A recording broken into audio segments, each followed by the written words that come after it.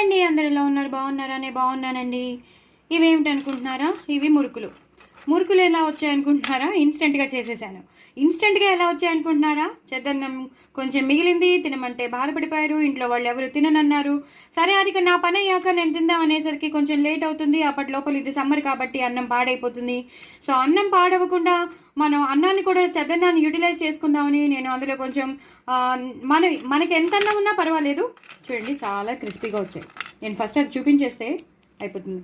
ఇలా ఇలా అయిపోతున్నాయి, చూసారా? ఇలా బ్రేక్ అయిపోతున్నాయి. ఫస్ట్ అయితే మీరు ఈ అన్నం ఏదైతే ఉంటుందో నీళ్లు పోయకుండా గ్రైండ్ చేసి పెట్టేసుకోండి. అందులో కొంచెం వామ్ వేసుకోండి, జీలకర్ర వేసుకోండి, నువ్వులు ఎక్కువ వేసుకోండి. ఒక 3 to 4 స్పూన్స్ నిండా వేసుకోండి.